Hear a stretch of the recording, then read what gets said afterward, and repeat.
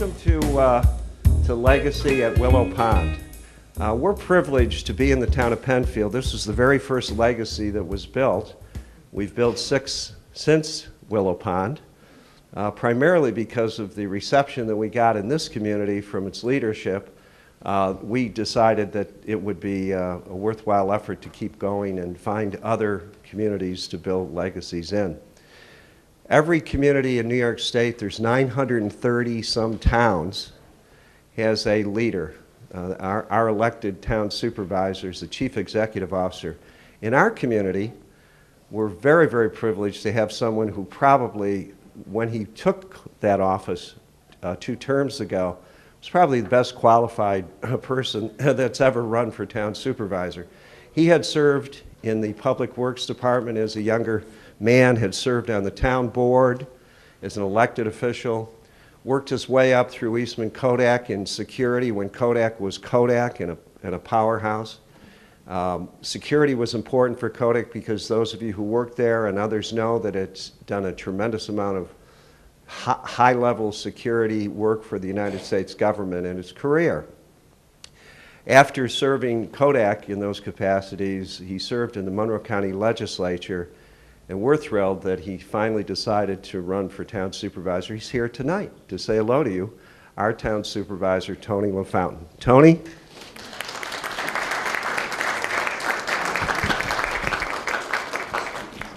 Thank you. Good evening and welcome.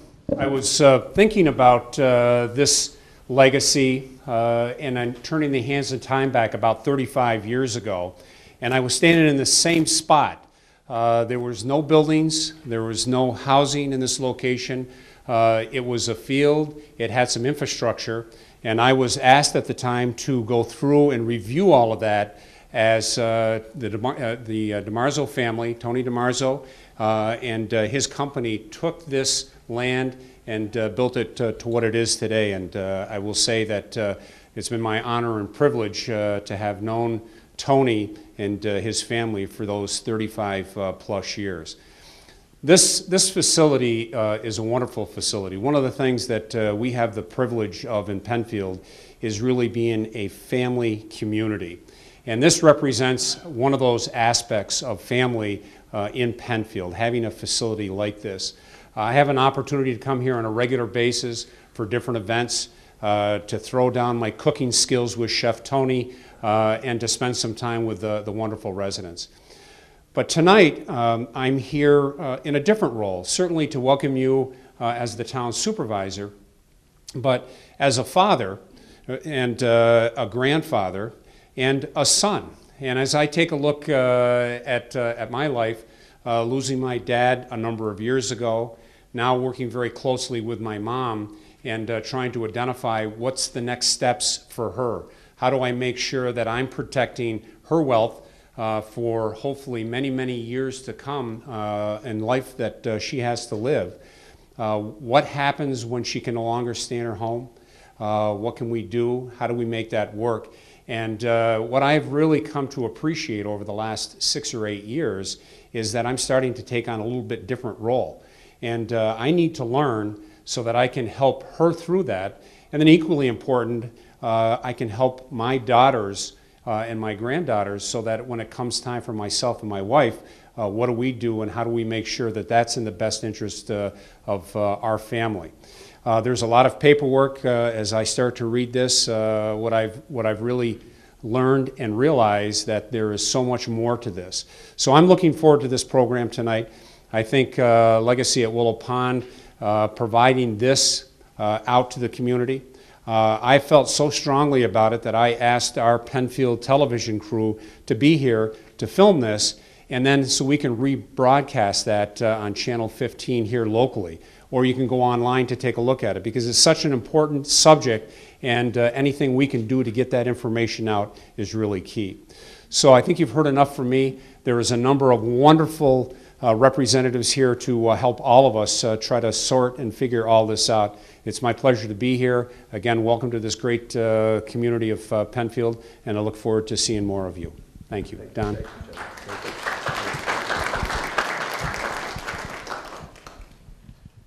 It's my pleasure to introduce our team tonight. This team was very carefully selected because I've gone to seminars on senior living and on people who want to do trusts and wills for you, and on people who've been trying to explain some of the complicated issues, and rarely do you get those kinds of answers and get that kind of clarity. So we really reached out and back to someone who's done this for us before. Lisa Powers is with us tonight. Lisa's on my left, your right. Lisa is an attorney who now has her own firm who specializes in issues related to elder law. It is a very, very challenging, particular, multi-layered level of the law. It's not closing houses, and it's not putting other deals together, and it's not defending against a criminal action. It's a very specific area, and if you don't have any questions tonight, we're going to prompt some. She's very important. Lisa, thank you so much for coming. LYNN MAXIM represents one of the largest, again, a home-owned, local, large deliverer of health care. It's called HCR, Healthcare of Rochester. Lynn and her colleagues go into the homes, single-family homes, apartment communities, and our communities, giving mom and dad direct medical assistance and care. What does that achieve? Well, it allows them to stay in their home or in their apartment and not have to move into an assisted living or a nursing community, which substantially changes the issues of quality of life. So Lynn, thank you so much for being with us tonight. Marlene. Marlene is talk about a perfect person for dealing with the Veteran Service Agency. Marlene served us, ladies and gentlemen, in uniform, in Desert Storm. She tells us she's still got sand in some of her luggage and other things that she carried back and forth.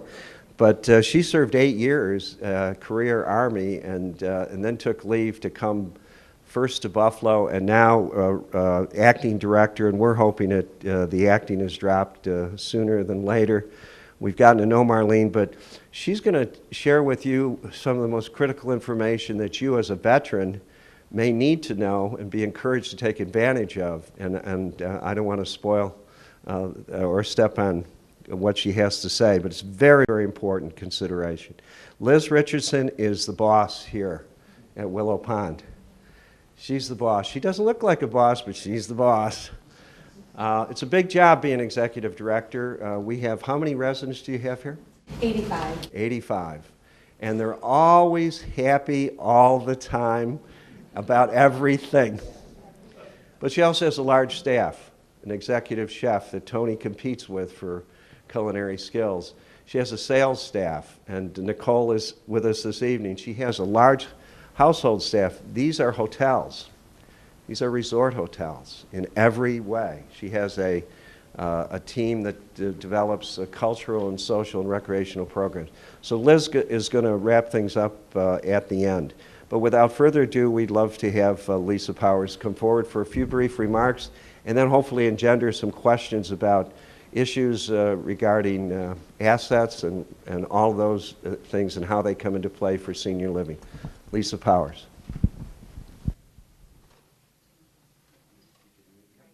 Good evening, everyone. I'm Lisa Powers. I actually now live in the town of Penfield, so thank you very much. It's really fun. I am known to many people in my niche as an elder law attorney, but what I actually call myself is a personal family lawyer. When I went to law school, it was with the idea that I wanted to be the old-fashioned kind of advisor that people could rely on throughout their lifetimes.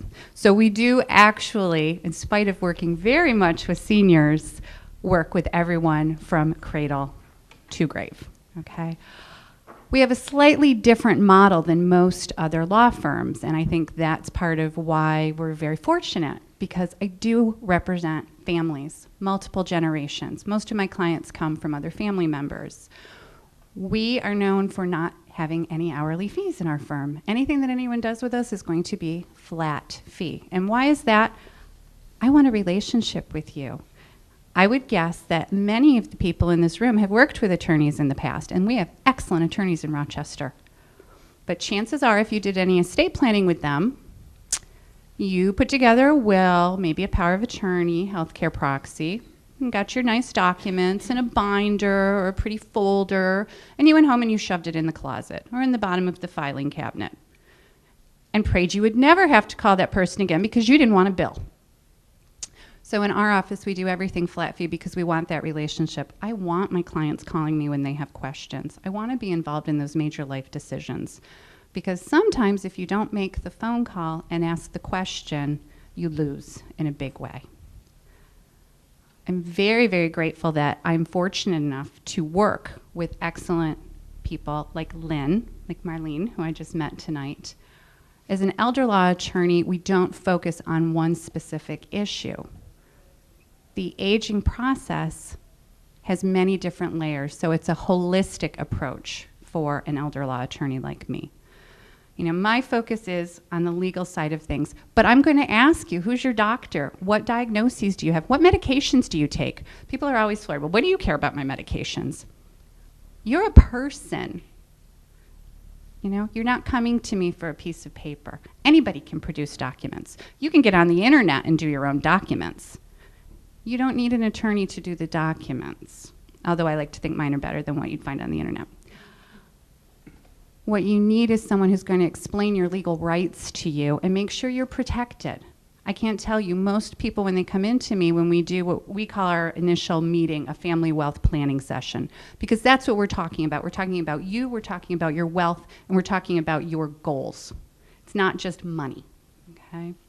But when we're talking about that, I have you go through a lot of homework. I ask for a lot of information up front so that when you come in, we actually sit down and you get specific recommendations. I'm not just spitting something out at you or saying, put your name on this form and sign it, you're all set. That's not how it works. But as part of that, I hear all the time, oh my gosh, we had no idea. We would never have known to ask that question. So you want someone who's going to help educate you, and not in a top-down, nasty, demeaning sort of way. I want to have a discussion with the people who come into me. So that's a little bit about how we differ from other practices that are out there. A lot of people have a family attorney. The problem with using a family attorney when you're dealing with aging issues is very often they don't know the questions to ask, and they don't know the answers for you, and they don't know how to protect your rights. Biggest issue that I see walking through my door is people with existing powers of attorney that aren't worth the paper they're written on. Does everyone in here know what a power of attorney is? Okay. You're giving someone else authority to manage your finances for you, okay? Problem is, if someone just takes the form that you can find out on the internet, pretty much what you're limited to, or I should say what your agent is limited to, is paying bills for you. If you're in a crisis, it's not going to get you very far. You need to have a comprehensive, durable power of attorney that actually deals with all the different things that can be done with a power of attorney. And if it's drafted properly, your agent can do anything that you could do in terms of your planning, but for sign a new will. Very, very often people come to me and say, I need a will. Sure, that's great. You should have a will. Absolutely. That's not my focus. We'll do a will for you, but I don't want to focus on your death. I want to focus on your life. I want you to determine what you want to happen, and I want to make sure that your wishes are honored if you become incapacitated. So those are your health wishes, and that's where you want to have a health care proxy, okay?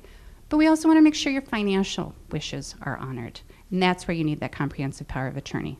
Then if you want to talk about asset protection planning, then we can get into all the different options that are out there for you, all right? So I just want you to keep in mind, death is not your primary concern. We all know it's coming someday, but that should not be the focus. What is happening right now should be the focus, okay? And if you do have your documents in place already, because very often people will call me and say, I just have a few questions. You don't need to look at what I have in place. Actually, I do. Who prepared those for you? Was it an elder law attorney? If you don't know whether your attorney is an elder law attorney or not, call them. Ask them. It's not secret. Any of us who do it will tell you whether we are or not. There are some really excellent tax attorneys in town. They're not necessarily elder law attorneys. I do tax work, but I know a lot of really wonderful tax attorneys who send me their elder law cases because they don't know what's happening when we start talking about asset protection planning in the context of nursing home care or getting care in a community like this. How many people here know that you can live in a beautiful place like the Legacy and actually have Medicaid pay for your aid service? Is that a surprise to anyone? Most people don't realize that there's such a thing as community Medicaid. There is.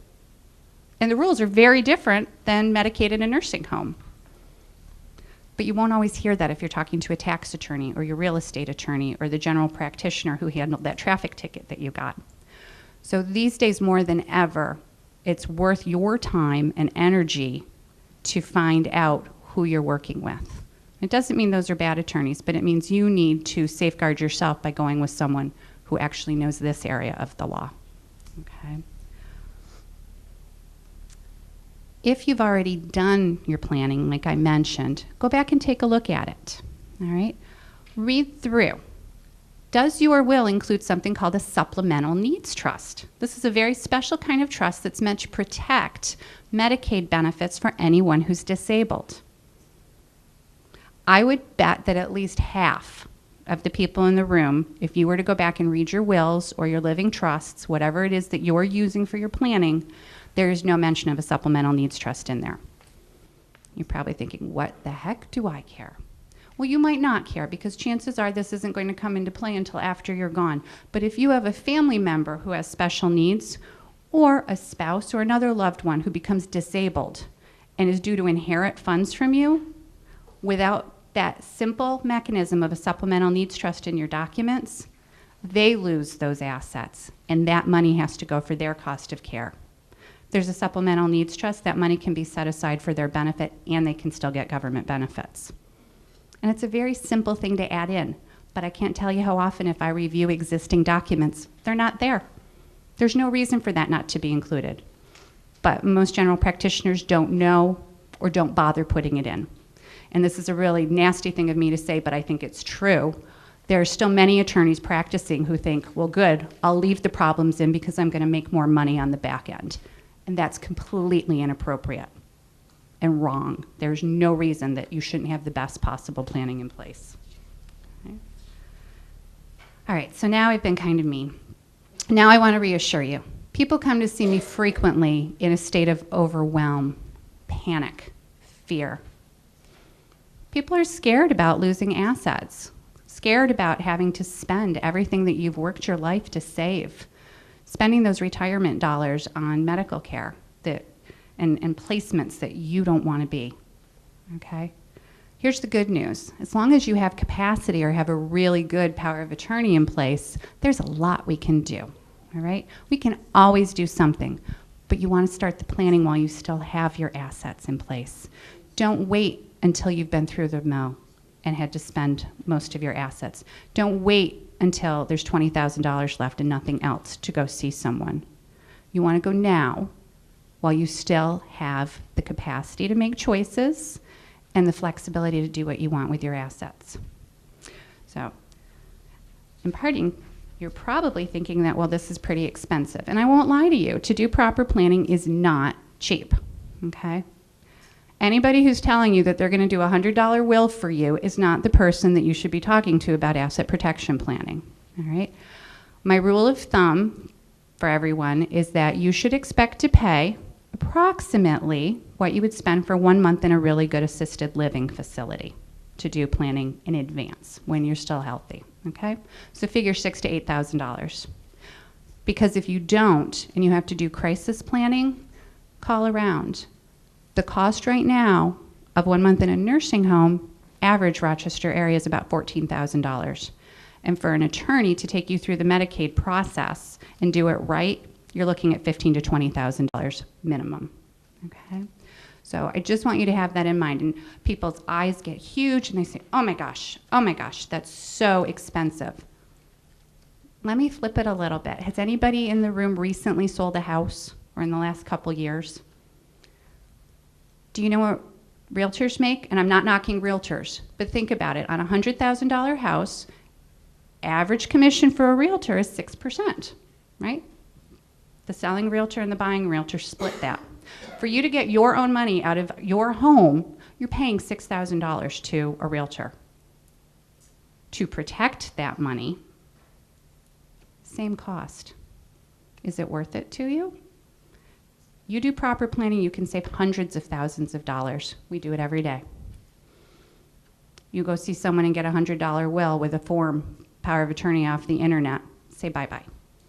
So my purpose tonight is not to scare you, but I want you to understand there are a lot of people out there who don't know what they're doing, and they are more than happy to take your money. So you want an elder law attorney if you're going to do this kind of planning, all right? And on the finance side, you really need to be careful. I'm so glad that Marlene is here tonight because that's another problem in our community. If you start looking around, there are lots of seminars about how you can get VA benefits to help you pay for services. The VA system pretty much runs parallel to Medicaid. Some things are similar, and I won't jump all over Marlene's presentation. But the problem that comes in is a lot of the people who are out there telling you that they can help you get VA benefits are trying to sell you annuities. And the things that will help you get VA benefits will hurt you for Medicaid purposes. So you want to make sure that that's coordinated. Okay? So thank you very much, and I look forward to talking to you individually afterwards. Any quick question? Thank you. sorry. Yes, indeed. Thank you. We will applaud. I have a question for you to start the question off a little bit.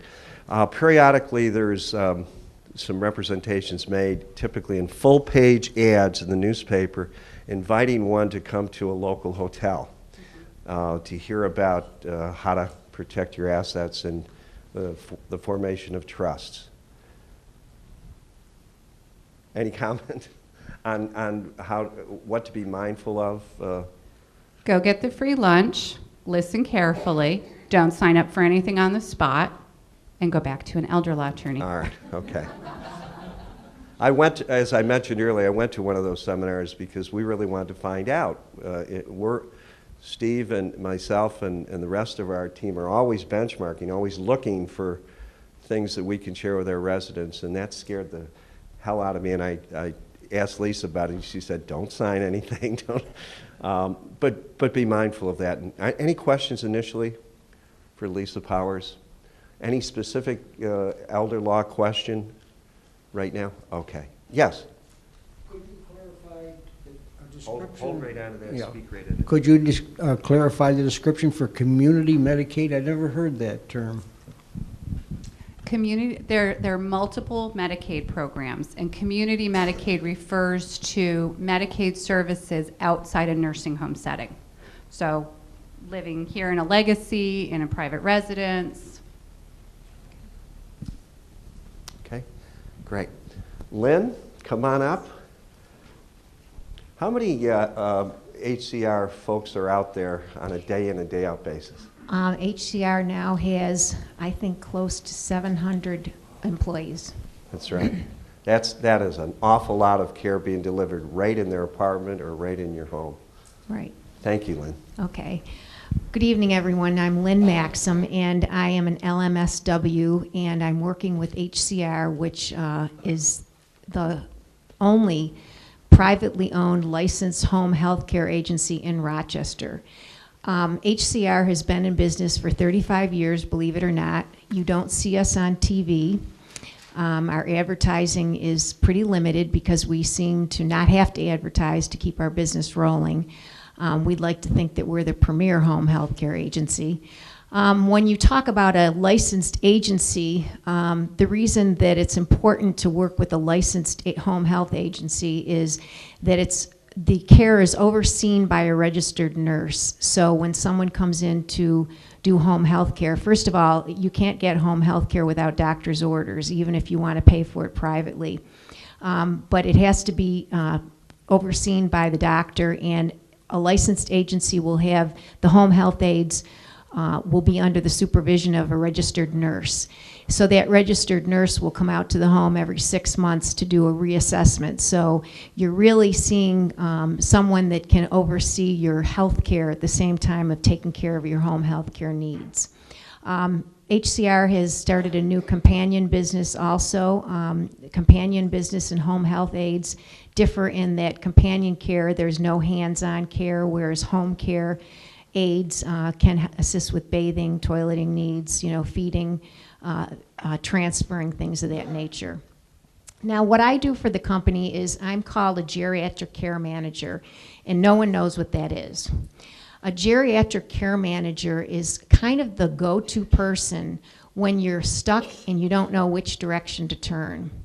People typically come to me when they or their family member or loved one is in a situation where their health care has changed drastically, and it's typically a decline, and all of a sudden they're in need of either services in the home or they need to make a change in their living environment. What I do is I come out to the home environment and I do a thorough assessment, and what that assessment includes is a biological or physical assessment of the person in their environment. I'll do a financial assessment of the assets because I can tell them at that point what direction we need to go, and I'll do a legal assessment in that I will ask you if you have an elder law attorney.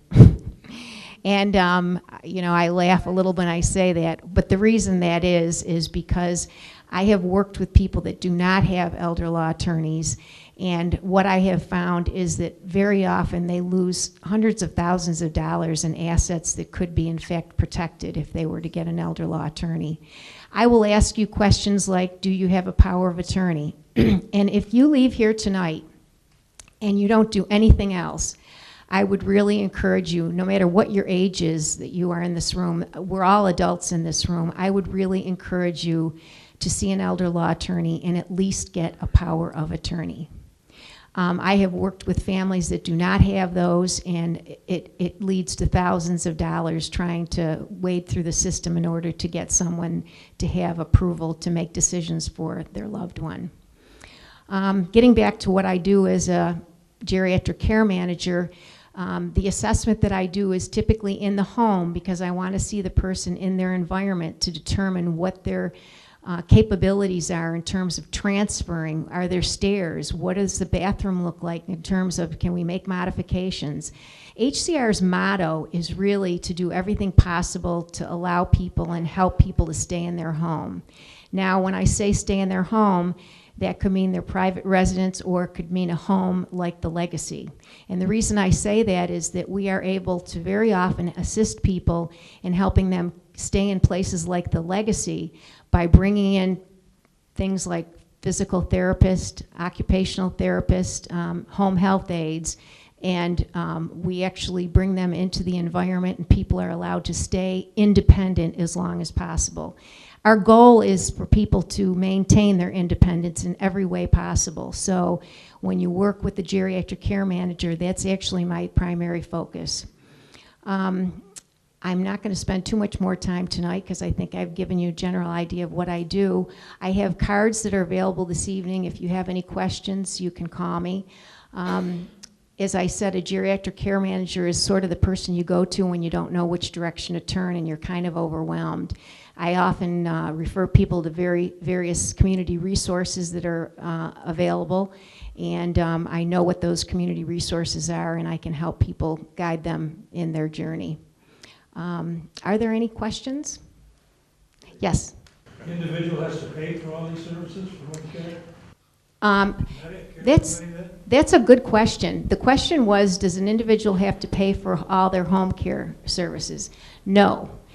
When people have insurance, insurances typically will cover home health care when there's some kind of an event that changes the person's physical condition. If you have, let's say an individual falls in their home and they're taken to emergency, typically when they're discharged, if it's decided that they need home care, there will be a certain limited amount of time where services will be covered.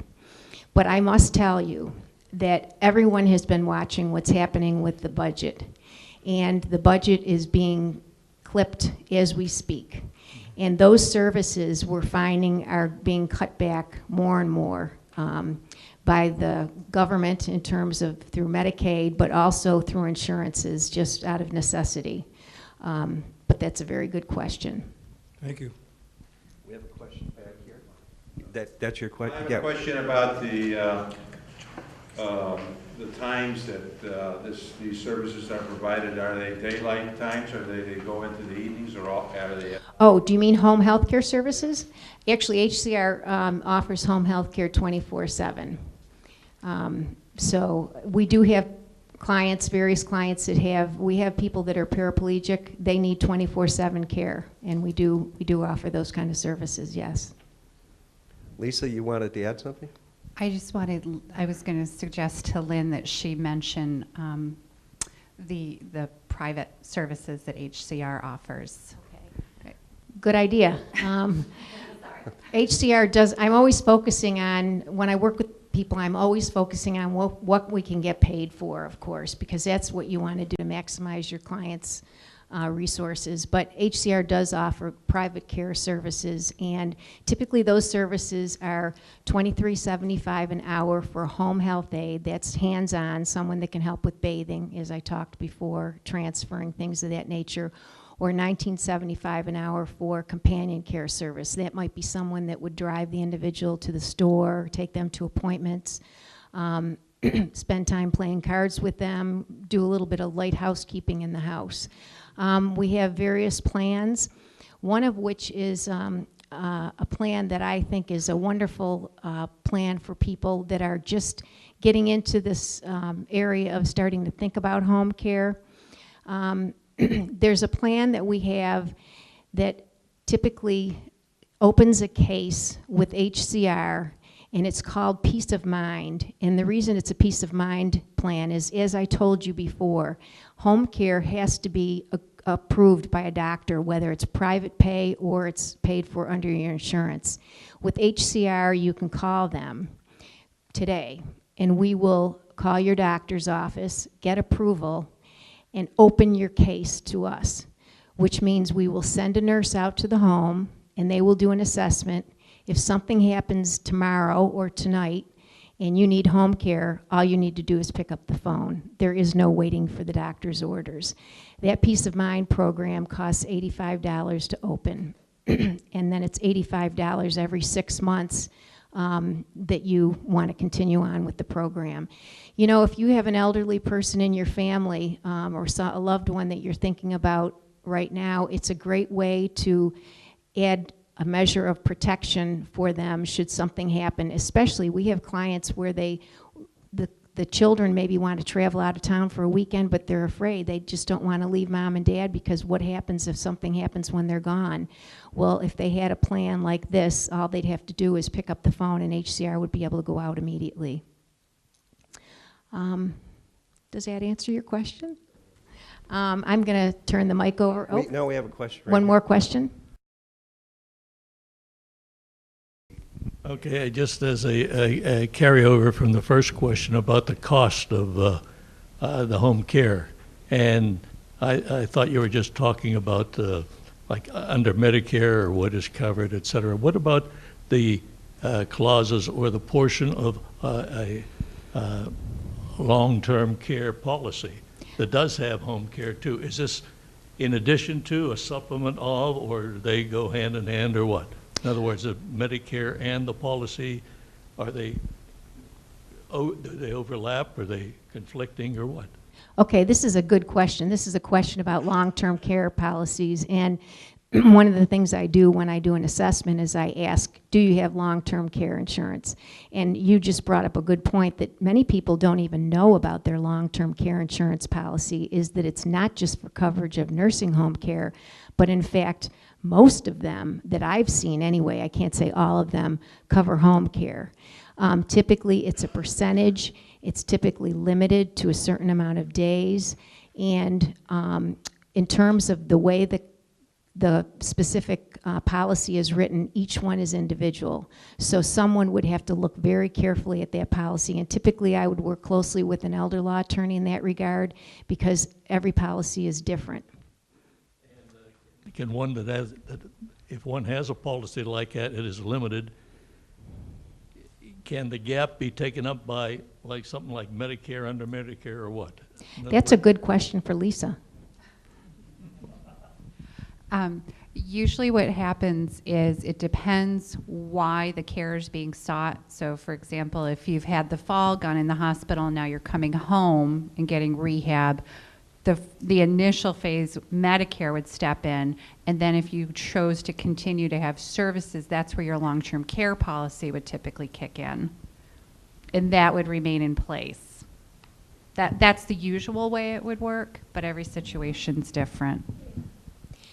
Long-term care insurance policies vary, and if you have one, it's not a bad idea to have your elder law attorney look at it. Some people have had policies for many years and they haven't looked at them. I must tell you, some of the earlier policies are the best ones too. As with time, they have gotten more and more limited in terms of what's available. So if you have one of those original long-term care policies, you're pretty lucky. And if you want to speak to me after, I can give you the name of a person who specializes in long-term care. And one of the things that she's always happy to do is look at people's policies and have a conversation with you. She's not out to just sell. So I don't pretend to know everything about long-term care policies. We're lucky to have HCR, and there's some other similar services, but we spend a lot of time talking with you. Senior living communities are not allowed to provide any direct care. Technically, we can't even let you have a file in our building. How silly is that? But can you imagine how much cheaper it is for the government and everyone to keep you in your home or your apartment as long as you possibly can? It's quantumly cheaper, and certainly from a mental health point of view, I'm sure you feel a lot more comfortable in your home or your apartment than in a quote-unquote institution. So thank you very much, and you'll be here for a little bit. Yes. Marlene Rolle, thank you very much.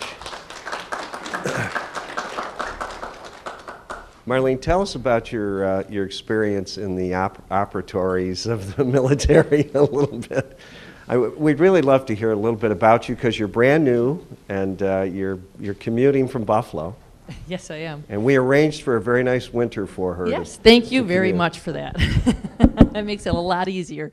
I am Marlene Rolle. Thank you for having me here tonight. I am a Desert Storm Army veteran. What he was alluding to was that I was an operating room technician, so I have my medical background, and what my job was to hand the instruments to the doctors. So actually, I was in control of the whole operation. Nobody knows that, but that was my responsibility. I was actually in control of the sterile field, and sometimes I came into arguments with the doctors. So, but I always won. First, I always want to ask, how many veterans do we have in the room? Thank you for your service, and I see a lady vet back there. Thank you, lady vet. Thank you. How many people, yes. How many people have veterans in their family and or have somebody currently serving? Thank you to my family members who support our veterans. It is very important. I always want to make sure that our families understand I think about you, even if a lot of other people don't realize you're behind the scenes. The reason I know that is because I have a husband who's the man behind the woman, and he got left home 20 years ago now. So I learned very quickly some of the strife that he went through as being a single male back home with a wife serving, which was something of an oddity 20 years ago, but it is something that's happening a lot today. So thank you to my families. I am the acting director of Monroe County Veteran Services. We do a wide range of things. One of the most important things we do is try to inform veterans of all their benefits. It is a very deep well of knowledge that I can only briefly touch on most stuff, and I encourage you to, whether through my office or through other service officers, seek out what you might be entitled to in benefits. Certainly compensation if you were injured while in, that you please see a veteran service officer to walk you through the VA process, which can be a little tedious and a little frustrating, but it is well worth to have a veteran service officer go it with you. Don't try to put a claim in by yourself. I'm sort of like a lawyer on that side of things. We're an advocate for you. We know the ropes, sometimes a little extra special phone numbers to help move things along, but it's very important that you have somebody represent you, because the VA is very good at looking at a claim that is not complete and putting it off to the side, thinking, well, we'll get back to them and ask them for the rest of the stuff. So please, please, please look for a veteran service officer. There's many around in the county. If you need to have somebody come to your house, you can always call our office and I will see what I can do about getting somebody to you. There's comp and there's pension. One of the biggest things I'm going to say about pension is that each case is different. But you must have been a wartime veteran, well, active duty 90 days with 1-day war service to be eligible for most pension benefits, as well as a surviving spouse. But your veteran must be deceased, okay? From that point on goes into the financials, and everybody's financials are different. That's why I encourage you to sit down with somebody, go through the process, and figure out if you are potentially eligible and putting a claim in. There's no harm in doing that. If we think you're eligible, we will certainly go every distance to put it in.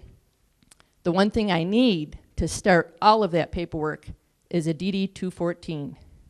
My military people know what they are. That's the Department of Defense 214. That's your discharge papers. On that, it's going to tell you where you had served, what awards you were given, any other specialty little things. Character of discharge must be honorable, other than honorable, honorable under general, anything but dishonorable. At the dishonorable level, my hands are tied. I can't really get you much of anything, but I can get you service connected to other community-based people that are willing to help whoever served, no matter active duty, reserve, guard, wartime or not, okay? So we always try and connect you with somebody to help you. But what I ask my veterans, you know where your DD-214 is. Does your spouse? Please, please make sure you know where that DD-214 is and that they do as well. And in the unfortunate happenstance that you go before them, they can then use that DD-214 to help bury you, get you a proper military burial, and it takes a lot of stress off of them. If you do not know where that piece of paper is, I can help you file and get another copy. How many would need that kind of service? Do you all know where the DD-214 is? Do you need another one? I want to see you afterwards. It's very important, okay? When these issues arise for pension, I need certain things to include marriage certificates, death certificates. All that helps me put a good package together to put in for a claim for you. Even divorce certificates, believe it or not. So if you feel like you need help on this area, I'm going to ask you to call my office. We'll walk you through all the pieces of paper you're going to need. We will set up an appointment for you, and we'll have you come in. We'll make it as painless as possible, and quite possibly get you help in return. My other big thing that I like to push is the VA. I like to see all my veterans try and enroll in the VA. Yes, financially you may not be eligible, but they'll put you in the group 8 because you can still use the VA like a regular hospital, like any other hospital in your communities. And at some time, if something changes in your life, and or like our Vietnam veterans, where we have Agent Orange and some of them have some of those illnesses, they will then take care of those issues for them. They might have been, before that, they might have been absolutely healthy, a Vietnam veteran, and we're in group 8 because there was nothing wrong with them and financially they made too much money. Then they came down with prostate cancer. Boom, you're automatically moved into another group and you're taken care of. So it's well worth investing the little bit of time it's going to take to fill out the 1010 Easy form. We can either mail that to you or you can swing by one of the clinics and get it. You can even get it off the internet. All you have to do is look up VA forms 1010 Easy. And you can print that off, fill it out, mail it in, and they'll do an assessment, and they may even reach out and talk, call you or have you come in for an appointment, and they'll evaluate you and tell you whether you are eligible currently, okay? Also with the DD-214s, and sometimes this goes to our younger people, especially, with your DD-214s, if you will please take them down to the county clerk's office and have them registered. It is most helpful because if you ever lose your DD-214 once you've got it in your hand, you can go to the county clerk's office at any time and get a certified copy. It's like having the original. At the same time, you can get your Veterans ID card for the discounts that you can use, and I think we're up to 80 participating companies right now. But it's very important that that DD-214 get recorded. I can't tell you how many times I've had veterans come to me for a claim, and they've moved or house burnt. That was a horrific one. I can go to the county clerk's office and get a copy and get going right away, as opposed to writing to St. Louis to get you another copy, which could take 6 to 8 weeks. Okay, so please, and what I ask most of you, as our veterans, when you see our younger veterans, and I know they don't sometimes like to listen, but try and impart this information to them because it's most important to them as well. That they registered their DD-214 with the county clerk's office, they go to the VA, especially if they've been overseas, because when they get back, they get 5 years free care. Very important.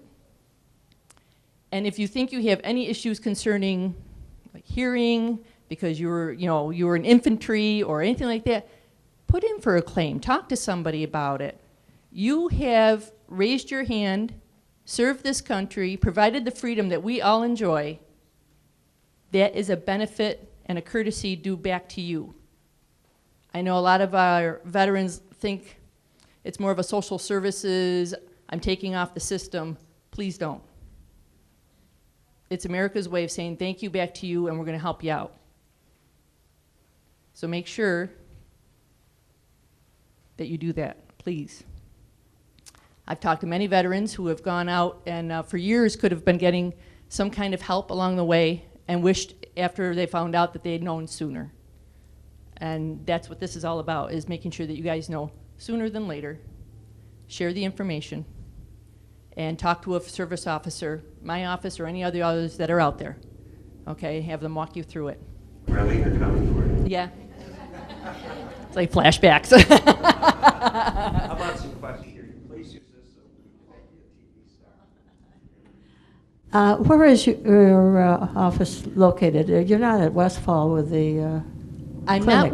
not with the CBAC, the community-based outreach clinic, the VA. Yeah. I'm actually a mile up the road at 125 Westfall. Oh, 125. Yes. That's Right next door to the Human and Health Services building. okay. Right in front of the Monroe Okay. Community Hospital. I Yes, don't nice little remember house. going through all this. I mean, my husband and I both went over and we participated quite a bit, and then I kind of let go when he got worse. And, but I go about once a year to the clinic. Good. But I've never been to the service agency. I don't know. Well, and while you're at the clinic, I do believe they do also have a service officer there too. You could always ask, Okay. Well, run down through with me. Is there anything I might be eligible for? Mm-hmm. Now, it's good to know that you're at the VA clinic. You're registered Yeah. with the VA, Oh, and that yes. you can go in and see. Yeah. That's great. Normally, if there is anything going on, sometimes they'll say something like, hey, you should put in for this, or I think, you might want to look into that. They're usually pretty good about that. But Okay. we can always go over it with you. Thank you. We had one way in the back. What is your telephone number? Telephone number, Here's a challenge. Marlene. I'm still learning. I just got here. That's okay. We're glad you're here. Are you ready? 753 6040. 6040. 753 6040. Yes. Can you explain a new policy that they help pay some of the fee if you enroll your legacy? Yeah, the What's the requirement? What's the wage requirement? On the wages, oh man. I like the whole thing explained. That would take. Yeah. It's quite complicated, actually. I can go over briefly, and in the packet in your green bag is a one-page flyer prepared by Legacy that explains the aid and attendance benefit. And in essence, honorable discharge, as Marlene mentioned, you need a medical form from your doctor completed, and the general income category is below $80,000 in assets. In liquid assets, yep. 80,000 in that folder, but there's a lot more to it. That's just a quick synopsis. And you could but take in your medical green expenses folder, and, yeah. right? Medical expenses are included in that as well. That's why I say each one is different, because everybody's financial situation is different. And the assets don't include your home or Right. vehicle either. So First there, vehicle. there's variables to it, but that's a quick nutshell. But that form's in there, and then all of the panelists and Marlene's cards are up here. After the program, you're welcome to come up and talk privately and get a card. Let's take a couple. Yeah, go right ahead, and then this gentleman here, and then that gentleman there. Telephone numbers on this flyer, too. Correct. And that should be in your bag. It's a black and white little flyer bifold. Give it to that gentleman, and then we'll take care of that right here. You got a question? Yeah, I just wanted to ask you, this aid and attendance special pension, would that apply for a spouse, and for what expenses could it be used for? It can apply for the spouse as long as the veteran is deceased. Yeah, the veteran is deceased and he had wartime service in World War II. I have no idea where to find his DD-214 from 1945. We can still apply for it, though. If you Okay. have some current information, well, basic information, name, if you have a social security number, it's really Yeah. helpful, birth date, branch of service, year served. Okay. Then we can put in a form and say that it's due for family purposes, and we should be able to get it for you. Could that money be used to offset the rent at a place like this, or does Yep. it? Yeah. Okay. So Yep. it doesn't have to be for home health care or anything specific medical related? No, it's just for her care. Okay. All right. Thank you. Yes, sir. Retired military, is there any financial assistance available for moving into a place like this? Oh, that gets real tough, because the retired military is a whole nother pension plan. Discount for any veterans ourselves. It's not a huge amount, but it's more than a tip of the hat. And it can be upwards of a whole month's rent, which is substantial. Aid and attendance, that's when you go to an elder attorney and say, look, I've got assets that exceed 80,000. Show me how to legally, properly, and ethically make my assets 80,000 or below so that you can qualify. And the number is almost $2,000 a month. But you can qualify to get that kind of, to get that, I broke my own rule. To get that kind of number. And that can allow you to live here or live here. Or any similar senior community, or stay in your home, or rent an apartment. So it is a wonderful program, and but you may very well have to move some of your assets or gift them to get you below that 80,000. And these folks are here this evening and beyond. Liz is going to speak to that too. When someone comes into us, we want you to be able to live here if you can.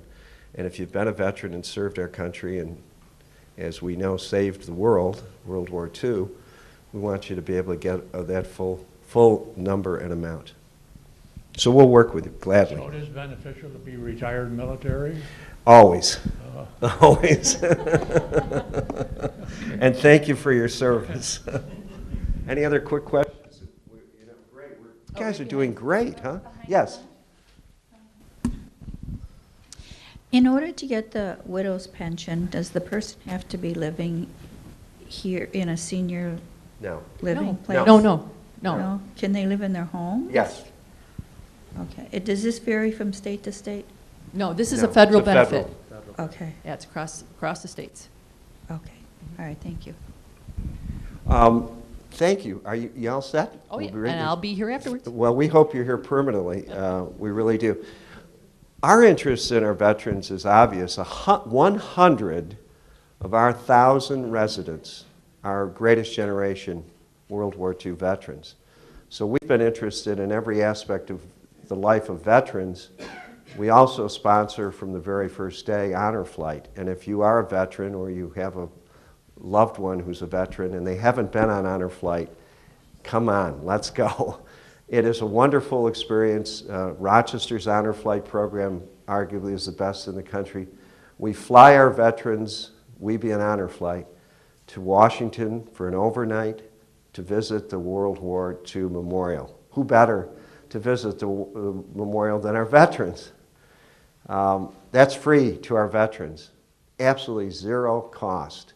And it's a wonderful homecoming, and those of us who participate get more out of it, I think, than the other way around, but take advantage of it. Liz Richardson, our cleanup batter, so to speak. Liz spent a career in the private sector. She did some lobbying in Albany. She was a good lobbyist, though. She was lobbying on behalf of trees, the forest industry. But in recent years, she owned and operated and managed a company called Services for Seniors. That's a private company that provided some of the services that we've talked about tonight, but we stole her away. She's now the boss over here, and Liz, you're on. Thank you, Don. And I'd first like to start off by thanking the panelists, because all of you have just been terrific and informative, and you've shared some wonderful information. And as I was thinking about what I was going to say tonight, I think what you're listening and seeing this evening is what the legacy is all about. It's about relationship, it's about connection, and it's about information that we provide to each and every one of our residents here in our communities, as well as to community folks like yourself when we open up our doors to programs like we're holding this evening. The legacy truly is in a class by itself in regards to our local roots, our locally owned and operated, as well as our residents here in our community are from the town of Penfield or from the town of Greece or Brighton. That's why there's 7 of us throughout this area. It's just so that you can stay where you, as Don said earlier, where you live, where you worship, where you shop. This is your home. And in order to make this home there for you, we work closely with people like Marlene. The VA has just been wonderful to us. They have people there. We call or email your social security number and say, this is a prospective resident, we're looking at aid and attendance. We will get sent back a packet within 2 days, everything highlighted exactly what needs to be completed. I mean, it's that type of partnership that sets us apart, I think, from any other senior community that you would visit. What's special about Willow Pond? Willow Pond, as Don again mentioned earlier, we were the first, we're the flagship legacy in the community. But we've been doing some neat little things for a long time here. We have a group of residents that prepare bears and dolls for children at Golisano Children's Hospital. They've made over 11,000 of those bears and dolls. Every child under the age of 5 that is unfortunately a patient or in the emergency room or even on the ambulance to the hospital receives what we call our comfort bears. And that is just an incredible gift that we give back to the community, that the residents give back to the community. And those are the type of things that people come in like yourself, you're not sure, you don't know, you talk with me, you talk with Nicole, meet our staff, our servers here in the dining room. Most of them are Penfield High School students that then just have an extended family that goes out and out with each and every resident that they encounter, and likewise the residents who encounter them. So when I get up to go to work every day, it's like going home. I drive from one home to the other because my second family is here, and sometimes it seems like my first family, but it's just full of that caring and that compassion that, again, sets us apart as a senior living community. So I'm just thrilled that all of you are here. I hope you take some time to go through your bags. There's a lot of information in there. There's information from Lisa. There's information from LYNN in HCR, and there's information from Marlene. And there's also information here on the legacy as well, because we want to get to know you. We want to welcome you. And we hope that you've enjoyed this evening. Thank you so much for joining us this evening. Yes, did you have a question? Yes. Are you, Lisa, you're with the Legacy, correct? I'm Liz, and yes, I'm with the Legacy. That's fine. Are you going to speak at all? Will you be speaking as described in the sheet about navigating the senior living system? Or was I too late? Oh, no, you're not too late at all. I think that's, that kind of encapsulated what we've been talking about this evening. I can address about if you were to consider coming to a community like the Legacy, what that entails. Is that what you're looking for? It was, I think, in general. It was a Yeah. sheet I picked up at the Penfield Community Center. Yes. Yes, I mean, there's many choices when you start to consider leaving your home and where you think you may be. This time, sitting here in a room like this, when it's a calm, rational discussion as opposed to an emotionally driven decision, this is the best time to consider those things and to consider entities like the Legacy that are an independent senior living community. It's an extension of your home. Your home becomes here, and you can make those decisions. If you're a surviving spouse of a veteran, will there be dollars that maybe can help offset your living costs here? If you're here and you need some respite care or some additional care, can HCR come in and help you with that? Those are the types of questions and process that the information we can provide to you about senior living. One of the things that what we brought you tonight are the hardcore things you've got to deal with before you even think about making a substantial move, either out of your home or into a senior living community. If you don't have your legal and financial act together, and I'm saying you being your family, your children, yourself, debtors, whomever, then you shouldn't even think about making a move. If you're a veteran and you don't have those benefits lined up and nailed down, you can't do the financial planning. If I know that if I can get my assets at 80,000 or below by starting to gift and trust and structure some finances so that I can afford that, I really shouldn't make that decision. It's a big decision. And as Liz said, we don't want you to make it in a crisis. When you come in, if you walked in off the street with your adult children or your attorney or a friend, we'd really want you to take a deep breath, count to 10, and then tell us about who you are and what you are and how we're going to make it comfortable for you to be here.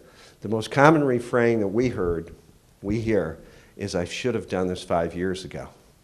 Because when you come in here, all of a sudden there's order in your life. There's companionship, there's regularity, there's expectations. There's something to look forward to. And you're never alone. I would say it's even more important to get those areas straightened out 5 years earlier too.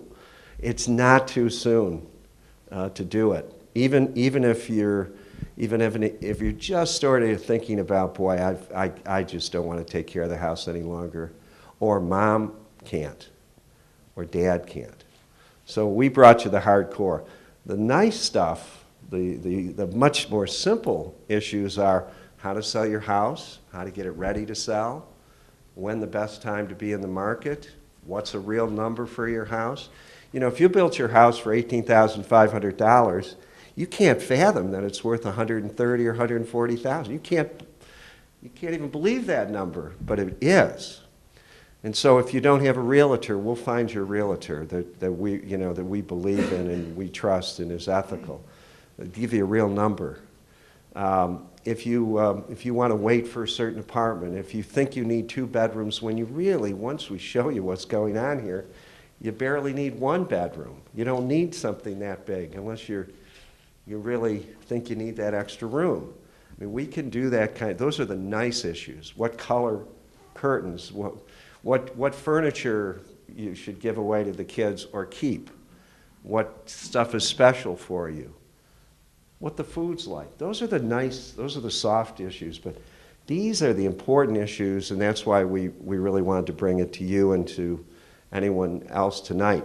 Beyond tonight, we're going on the road, so to speak, to our other communities. And we'll take your questions, examine them tonight, and cross-reference them, and then try and sharpen up our future presentations to get you information. But you've been introduced to a pro in the legal asset community, certainly a pro in the healthcare community, a great new pro when it comes to veterans benefits, and hopefully a legacy too. We have 1,000 seniors living in our 7 legacies. Now that means that over the course of 10 years, tens of thousands have come here and lived here and maybe had to go to a higher level of care or unfortunately passed on. So we've got an incredible lexicon of memories and wonderful experiences both ways. But right now there's 40 million seniors in the United States, and in 10 years there's going to be 80 million seniors. So these issues that we're talking about tonight are only going to get more and more attention and care. I wish our presidential candidates would be talking about some of these particular issues because they're really big ones. How about some questions? Yeah. Does the legacy have any flow-through arrangements for residents that further on may need either assisted living or skilled nursing care?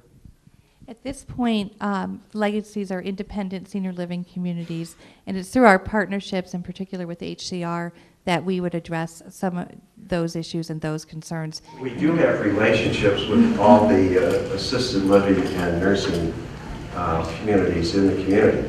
One in particular has 11 nursing homes. Yeah, I'm sorry. Has 11 nursing homes, but we have relationships with all the nursing homes. There is a suggestion out there in TV land that if you're not staying in one of the senior living communities that's near a hospital, you can't get in the nursing home. Well, first of all, it's illegal. It has absolutely no relationship between the two, but some of our residents who've lived with us have been in all the nursing homes in our region. And you know what they want to do? They want to get back here as soon as possible. And so we work with the nursing homes, with the social workers, with their doctors. One of our biggest challenges, are there any doctors here? That's one of our biggest challenges, the docs. The docs sometimes aren't fully aware of what senior living communities are.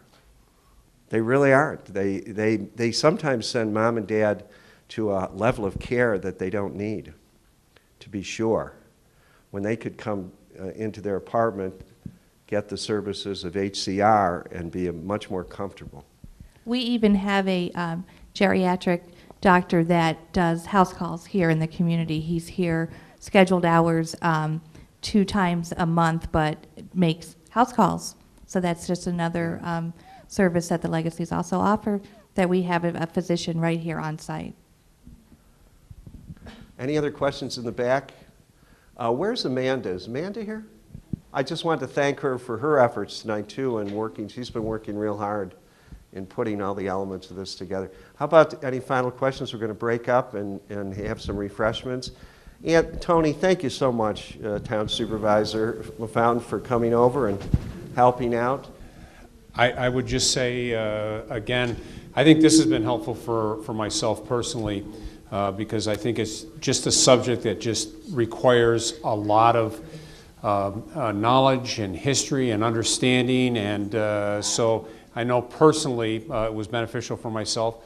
My learning curve probably is right at the beginning, but as I attend functions like this, it helps close that gap, and hopefully as I'm faced with this in the future, that I can navigate through that a little bit better, a little bit easier. And certainly I know that there's a lot of individuals out there that are here to help us. So I'm looking forward to getting to know them a little bit better. So with that, and without further ado.